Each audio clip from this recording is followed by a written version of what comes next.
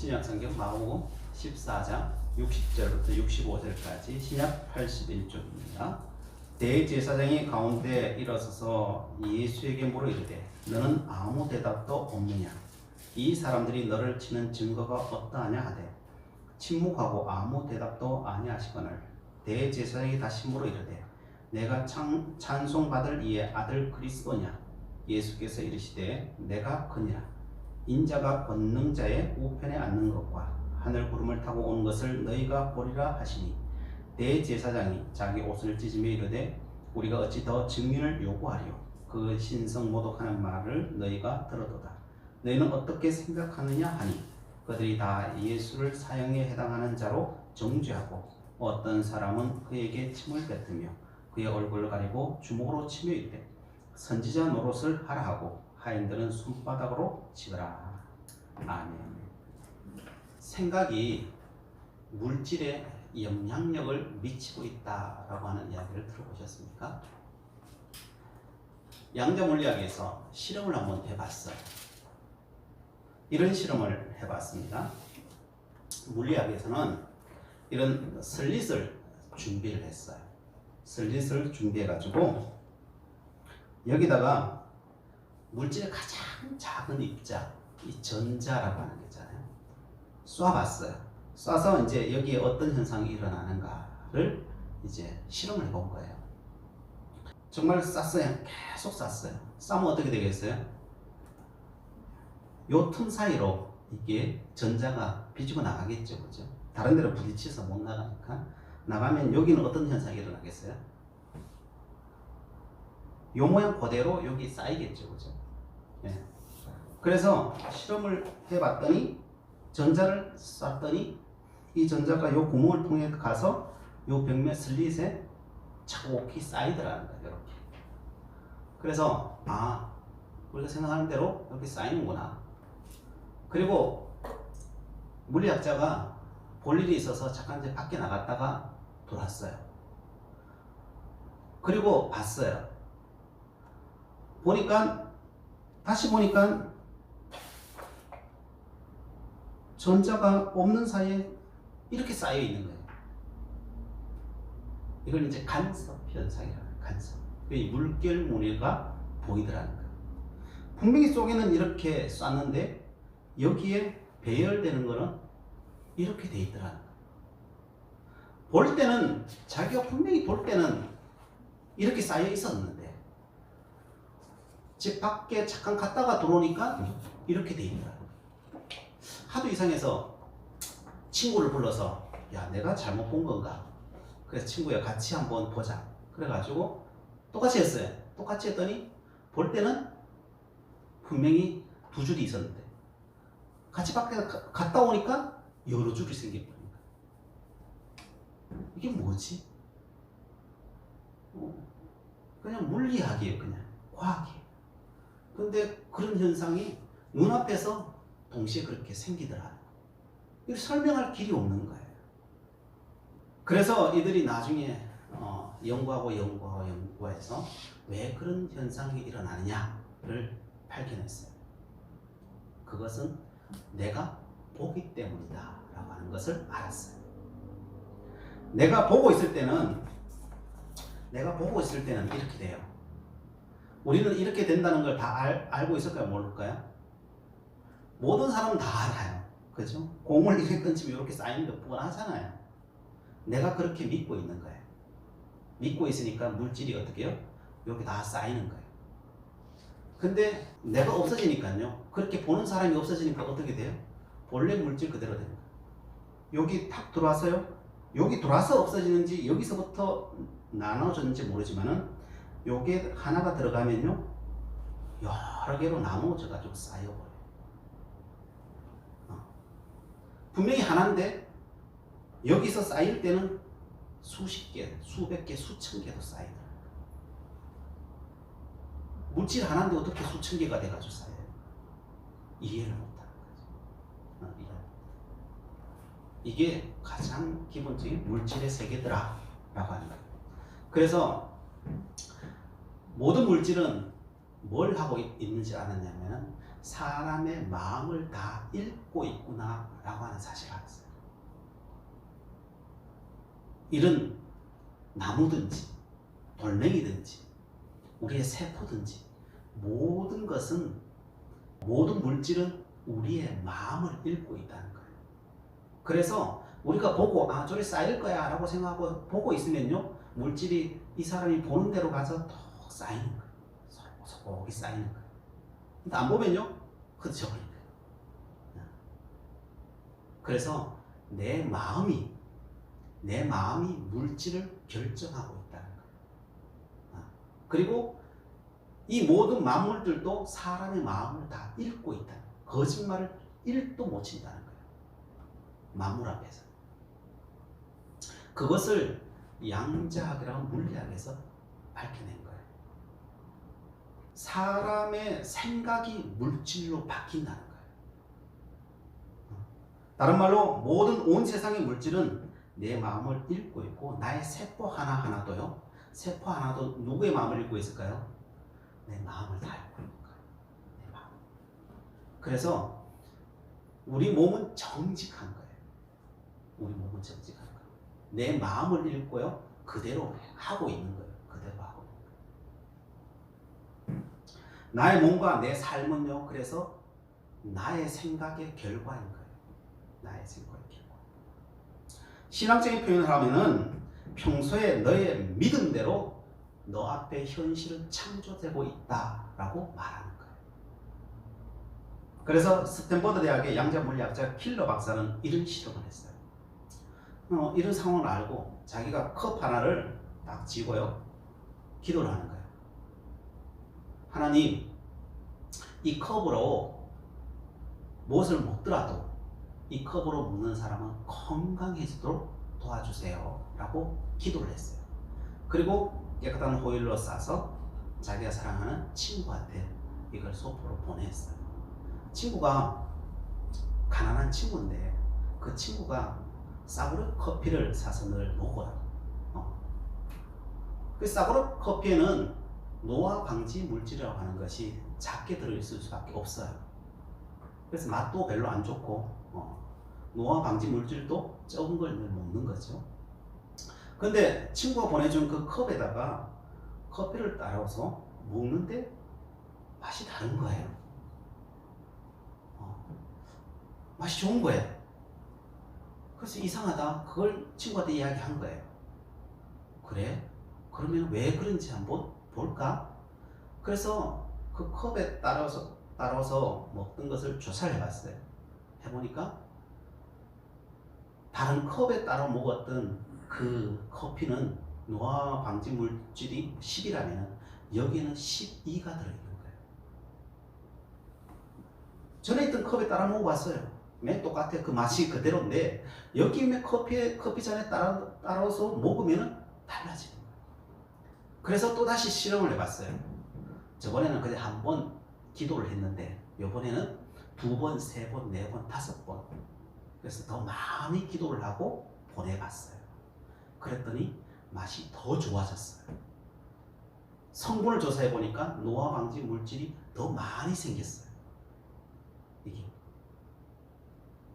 그리고 신기한 것은 자기가 그렇게 기도했던 컵만 그런 게 아니라 계속 기도를 하니까 자기 방 안에 있었던 다른 컵도 동일한 일이 일어나더라는 거예요. 거기 기도 안 했는데, 거기는 같은 공간에만 있었는데도 그런 역사가 똑같이 일어나는 것을 과학적으로 증명해낸 거예요. 이것이 우리에게 무엇을 전해주고 있습니까?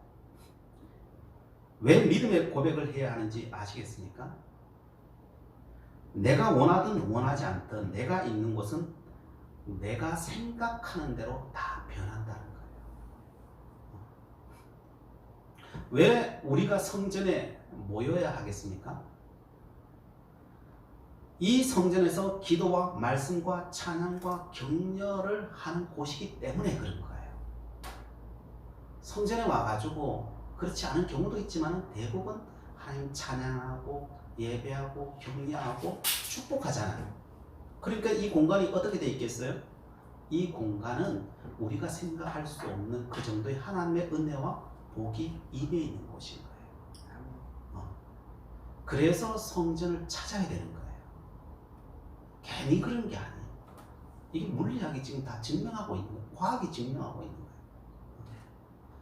그래서 성전을 사모해야 되는 거예요. 어디나 다 똑같이 뭐 성전보다 더 자기가 그렇게 거룩하게 살아갈 수 있으면 거기에 더 좋을 수도 있겠죠, 그죠? 그러나 그러기가 쉽지 않아요. 그러기가 쉽지 않아요. 그래서 성전만큼 축복된 공간이 없는 거예요. 그래서 시간 내서요 찾아와야 되는 거예요. 이 공간을 찾아와야 돼요. 축복이에요, 축복. 그리고 와서 믿음의 사람들이 믿음의 고백을 하는 것이잖아요. 이거보다 더 내 축복된 데가 없어요. 이런 눈에 보이지 않는다고 그 복이 어디 가지 않아요. 그대로 얘기 다 있어요. 이 성전도, 내 가정도, 내 삶도 모두 나의 믿음에 의해서 창조되고 있다는 거예요. 모든 것은 나의 믿음으로 창조되고 있습니다. 그것을 과학이 증명하고 있는 우리 이 시대에 살고 있는 거예요. 이것은요 이미 수천 년 전에 믿음의 사람들은 다 알고 이야기해 준 거예요. 근데 사람들이 잘 안 믿어서 문제지. 성경 말씀은 1.1획도 틀리지 않게 그것을 다 이미 지금 과학이 밝혀내고 있는 것을 다 이야기해 준 거예요. 사실. 히브리서 11장 1절부터 3절에 이렇게 말씀하셨죠. 믿음은 바라는 것들의 실상이요 보이지 않는 것들의 증거니 선진들이 이로써 증거를 얻었느니라. 믿음으로 모든 세계가 하나님의 말씀으로 지어진 줄을 우리가 아나니 보이는 것은 나타난 것으로 말미암아 된 것이 아니니라. 믿음으로 바라보는 그것이 실상이 되어 나온다. 진짜가 되어서 물질화되어서 나온다는 거예요.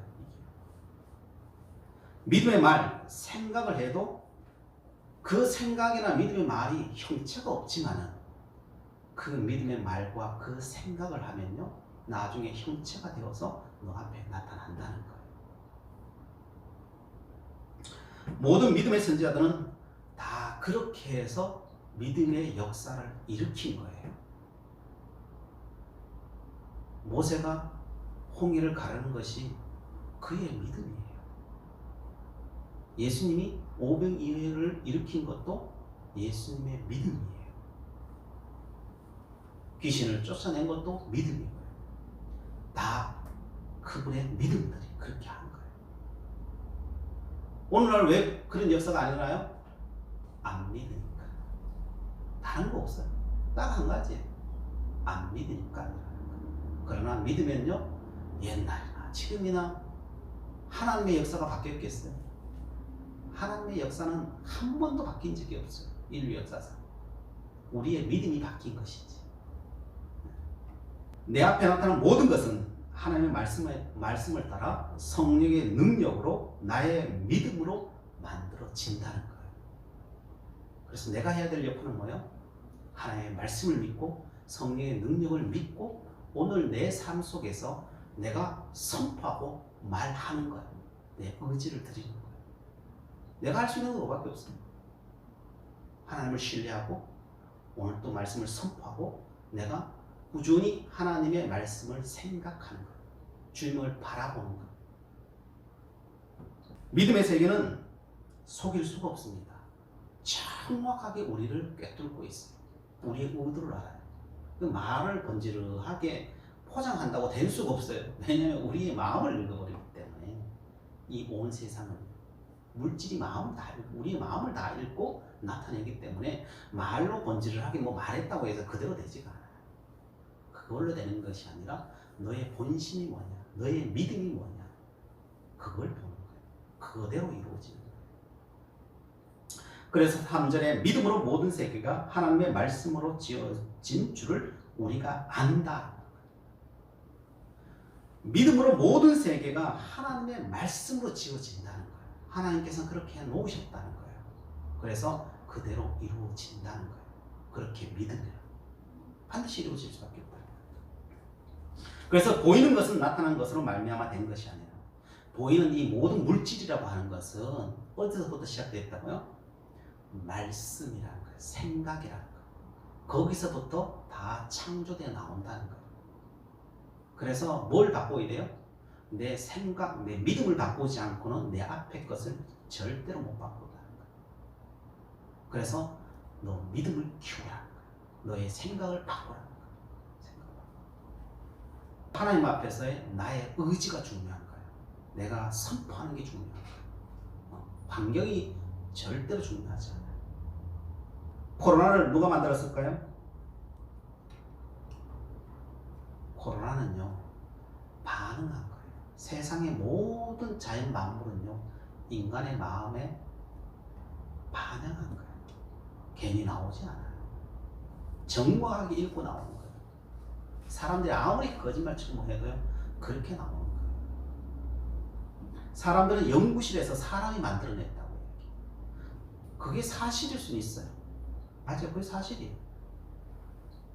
그러나 그건 진리는 아니라는 거예요. 사실일 수는 있지만 진리는 아니에요. 진리는 우리 모두가 만든 거예요. 우리의 죄악이 그것이 이 땅에 나오도록 한 거예요. 그게. 무엇이 없어서 코로나가 나왔다는 겁니까? 우리의 믿음이 없어서요. 우리의 믿음이 없어서 코로나가 나온 거예요. 믿음의 말과 행동을 우리가 하지 않아서예요. 하나님의 말씀을 믿지 않았기 때문이에요. 믿음의 사람이 해야 할 것은 그래서 믿음의 말이지 두려워하는 게 아니에요. 코로나를 없애는 길은요, 여러분 막 두려워 떨면 코로나가 사라질까요? 착각이에요. 더 잘 읽어요. 두려워 떨면요. 더 잘 읽고 뭐가 더 와요? 더 큰 두려움이 와요. 근데 사람들이 다 뭘 해요? 두려워 떨고 있어요. 이거는 하나님의 진리를 모르는 거예요. 두려워 떨면 더 큰 두려움이 와요. 그게 해결책이 아니에요. 우리는 조심할 건 조심해야 되지만요, 두려워 떨면 안 돼요. 다니엘과 사드락과 메삭과 아벳느고가 그죠? 교육받을 때 잘하지요. 잘하지만은 그러나 그 앞에 있을 것을 두려워하지 않는다고요. 그러니까 어떻게 해요? 불목볼 속에서도 살아나는 거예요. 그래서 조심은 하지만은 두려워 떨면 안 돼요. 그 두려움이 뭘 만들어내고 있는지 아세요? 전에 제가 한번 이야기 드렸죠. 브라질 쪽에는 코로나 우박이 주먹만한 게 떨어져요. 그냥 우박이 동그란 우박인데 다 뾰족해요 이게. 코로나 우박이 떨어져. 이게 우연이라 생각되세요? 사람의 그 두려움이 그 우박을 만들어내는 거예요. 그 물질이 사람의 마음을 그걸 표현해내는 거예요. 정확하게 읽어내요. 중국에 주먹만한 우박이 최근에 또 떨어졌어요. 근데 그게 코로나 모양이에요. 이게 우연일까요? 그런 게 떨어진 적이 없는. 이 양자적으로 보면요, 믿음하고 보면요, 인간의 그 두려움이 그걸 만들어요. 오늘 본문을 보십시오. 예수님을 누가 죽였을까요? 우리는 지금까지 보아왔듯이 대제사장 빌라도, 사내들인 공의회, 장로들, 백성들 이런 사람으로 재판으로 의해서 죽였다고 생각을 해요. 그죠? 그게 현실이죠. 그게 사실이죠. 61절에 있듯이 내가 찬송받을 이의 아들 그리스도냐. 그러자 예수님께서 대답하죠. 62절에 내가 그니라. 인자가 권능자의 우편에 앉는 것과 하늘 구름을 타고 오는 것을 너희가 보리라. 이 말을 하자 대제사장은 예수님이 신성모독을 했다고 해서 저를 죽이게 된다고 이야기하자 백성들이며 그 옆에 있었던 재판관이며 많은 사람들이 그냥 막 분노가 폭발해 버리죠. 그래서 손을 막 때리기도 하고 죽이게 된다 그러기도 하고 별별 일이 거기에 막 다 일어나죠. 그러나 성경은 이 재판 때문에 예수님이 십자가에 달렸다고 이야기하기도 하지만은 성경은 처음부터 그 이야기를 하지 않아요. 그것은 결과일 뿐이에요. 사실이기도 하고 결과예요. 그러나 성경을 쓰는 마가는 그런 관점으로 보지 않아요. 그것이 어떻게 해서 그 십자가가 왔겠어요? 그냥 하루아침에 펑 하고 십자가가 나왔겠어요? 그 분노가 하루아침에 그냥 펑 하고 나왔을까요? 그런 거 아니야. 자, 우리 1장으로 가봅시다. 마가복음 2장으로 1장에는 큰 문제가 없어요. 이제 처음 시작하는 거니까요. 별 문제가 없는데 이제 2장에 가봅시다. 가보면은 2장에 중풍병자를 고치고 그때부터 시비가 붙어요. 그러면 2장부터 시비가 붙기 시작해요. 7절 말씀이죠. 신성 모독이로다. 오직 하나님 한 분 외에는 누가 능히 죄를 사하겠느냐 라고 얘기해요. 그때부터 예수님과 제자들에 대해서 모든 것을 색안경을 끼고 보기 시작하는 거죠. 그렇게 표현합니다. 그리고 16절이죠. 세리와 죄인들과 함께 먹고 마시는 걸 시비 걸어요.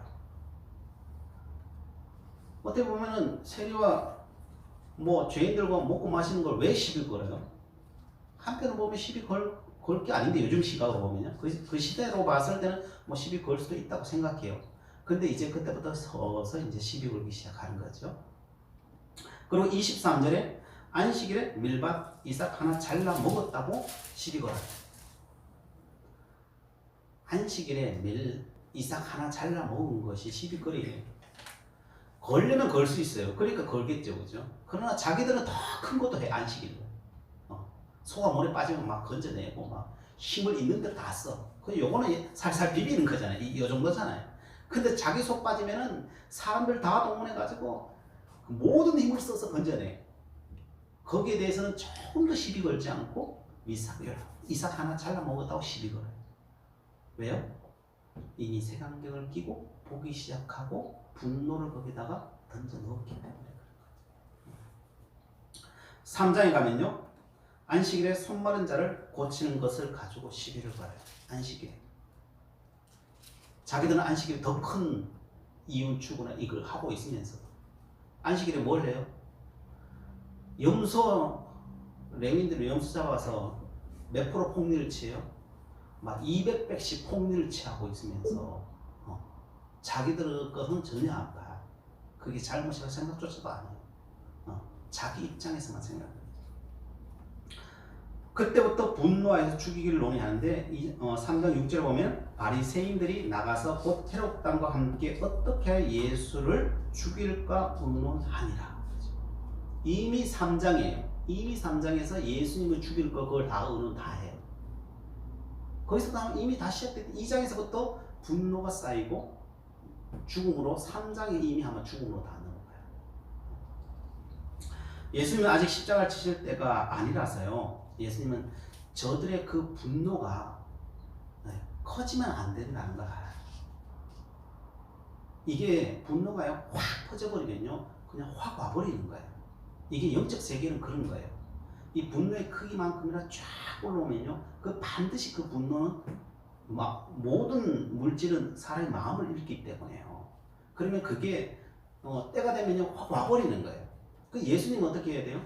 그 때를 최대한 늦춰야 돼요. 왜냐하면 하나님 때가 아니기 때문에. 이때는 십자가 달릴 때가 아니기 때문에 최대한 늦출 수밖에 없어요. 그러나 저들의 분노가 들불처럼 쫙 번져버리면요 순식간에 와버려요. 순식간에 와버려요. 그래서 하나님은 그 모든 원리나 그것을 영적 질서를 알기 때문에 그렇게 이런 말을 하는 거예요. 12절에 그리고 귀신 들린 자가 11절에 귀신 들린 자가 예수님께 이야기하죠. 당신은 하나님의 아들입니다. 진짜 진리를 말하잖아요. 그죠? 진리를 말하는데 예수님 뭐라고 말해요? 12절에 예수께서 자기를 나타내지 말라고 많이 경고하시니라. 말하지 마라 그런 거예요. 왜 말하지 말라고요?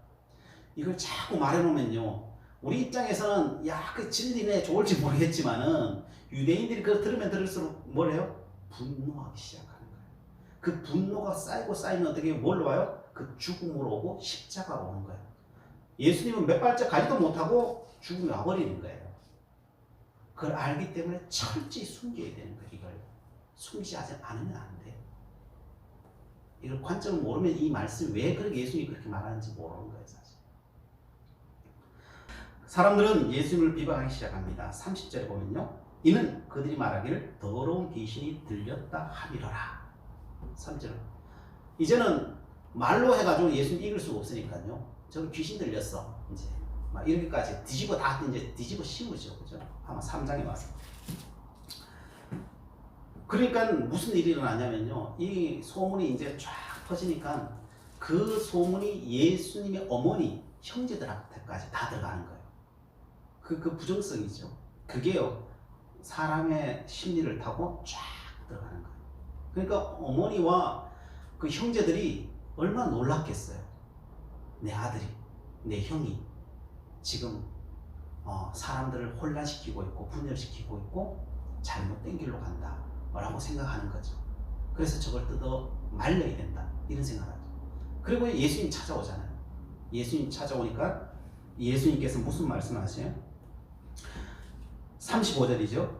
누구든지 하나님의 뜻대로 행하는 자가 내 형제요 자매요 어머니이니라. 왜 예수님께서 이 말씀을 하시는지 이해하시겠어요? 지금 그 부정성이 누구한테 들어갔어요? 어머니에게 들어가는 거예요. 그게 형제들까지 다 들어가 버린 거예요. 그래서 예수님을 지금 행동하지 못하도록 말리고 있는 거예요. 저들은 실질적으로는 예수님을 위한다라고 생각하고 지금 하고 있는 거죠, 사실은요. 그러나 실질적으로 진리적으로 뭐 하고 있어요?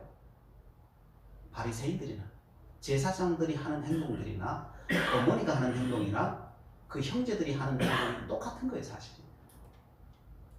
그러니까 진리를 이야기하는 거예요, 지금 여기서. 지금 내 어머니는 내 어머니가 아닌 거예요.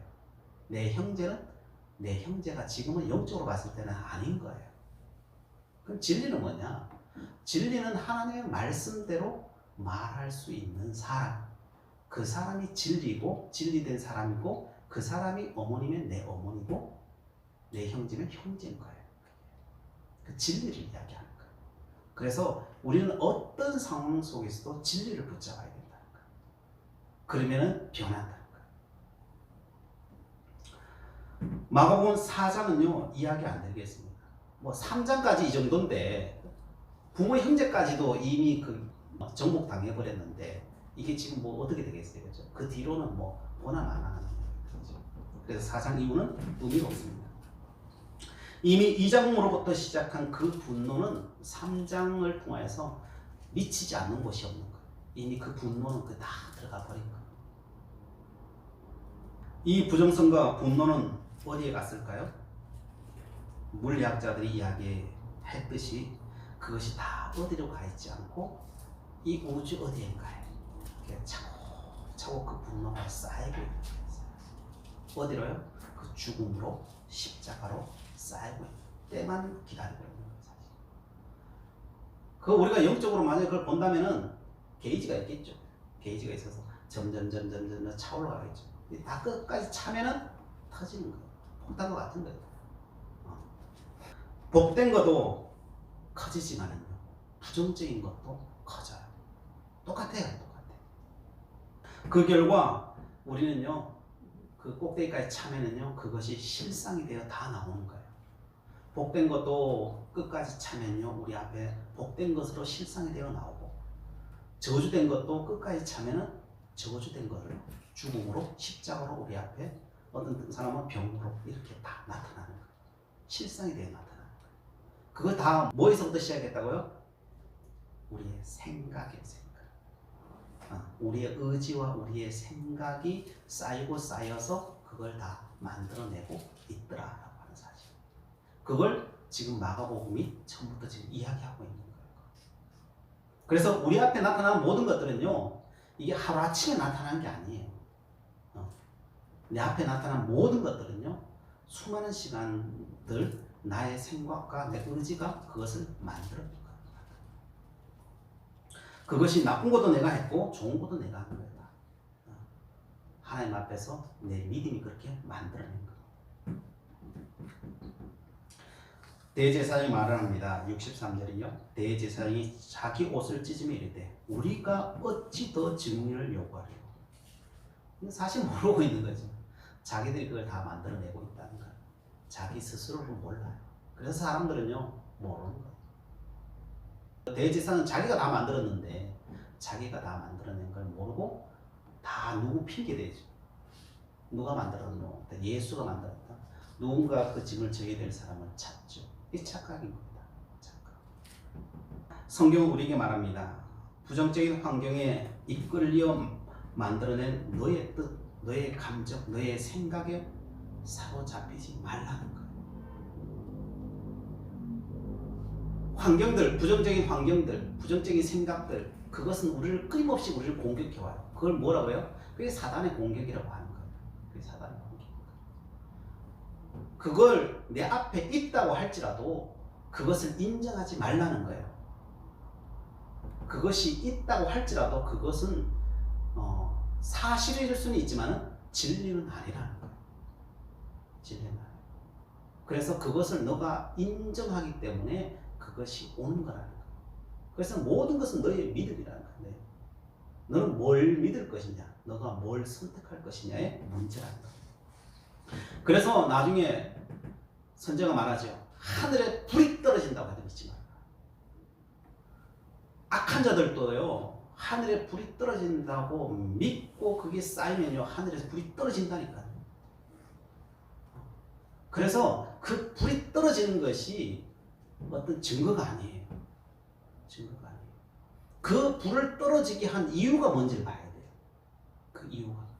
그게 하나님의 말씀으로 불이 떨어졌느냐, 아니면은 악한 생각으로 불이 떨어졌느냐, 그들이 뭘 만들어내고 있는가를 봐야 되는 거죠.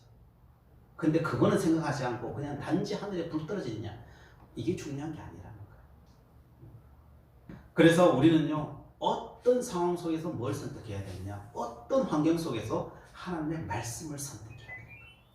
그 생각을 선택해야 되는 거예요. 그리고 믿음으로 고백해야 되는 것이고, 우리는 기도를 하나님의 말씀을 가지고 기도하고 선포하며 나가야 되는 거예요. 그러면 때가 되면요, 하나님의 말씀은 그대로 이루어지는 거예요. 내 앞에, 두 눈앞에 나타나는 거예요. 그래서 예수님은 그 비방들, 수많은 비방들 속에서 뭘 하셔요? 성경에 오늘 보면은 아무 이야기도 안 하는 거예요. 이걸 기억하셔야 돼요. 왜 예수님께서 다 변명할 수 있는데 한마디도 안 할까요? 십자가를 져야 되기 때문에 그것도 진리예요. 그러나 중요한 건요, 그 모든 말들이 이게 긍정에서 온 게 아니라 지금까지 모든 부정에서 온 거기 때문에 거기에 말을 할 필요 없는 거예요. 말을 해가지고 거기에 말 섞어가지고 좋을 것이 아무것도 없어요. 진리 아닌 것에 말 섞어서 좋은 게 나오겠어요? 좋은 게 없어요. 결국은 그 진리 아닌 것을 다 당해요. 그래서 예수님은 입도 뻥끗 안 하는 거예요. 그러나 너가 그 하나님의 아들 그리스도냐, 거기에 대해서는 어떻게 해요? 예스라고 하죠. 왜요? 그렇게 예수님이 말씀하셨기 때문에 예수님은 그리스도예요. 예수님은 우리의 구원자셔요. 왜요? 진리니까. 그래서 어떤 상황 앞에서도 그것을 말할 수 있는 자는요, 죽어도 살아요. 하나님께서 반드시 살려요. 그래서 어떻게 해요? 예수님은 죽어도 사시는 거예요. 우리는요, 똑같겠죠. 우리 예수님의 자녀들인데, 우리도 어떤 상황 속에서, 그 어떤 환경 속에서도 예수가 그리스도라고, 하나님의 말씀이 진리라고 우리가 외쳐버리면은 그들이 우리를 죽일 수는 있을지 모르지만은 반드시 벌하게 되어 있습니다. 그게 성경이 우리에게 말씀하는 겁니다. 그래서 우리는 하나님 앞에 어떤 상황 속에서 예스라고. 그래서 사도 바울은 뭐라고 말해요? 노라고 절대 말하지 마라. 예스라고만 말하는 거예요. 예스라고. 그래요. 하나님의 말씀 앞에서 예스라고 말하고 그것이 실상이 되는 것을 볼 수 있는 하나님의 사람들로 날마다 거듭나기를 축복합니다. 기도하시겠습니다. 사랑의 하나님, 감사합니다. 주님을 믿게 하시고 그 말씀을 따라 살게 하시니 감사합니다. 저희들 일상의 삶 속에서 믿음의 말을 하겠습니다. 믿음의 고백을 하겠습니다. 말씀을 심겠습니다.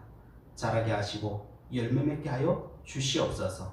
예수 그리스도의 이름으로 기도드리옵나이다. 아멘.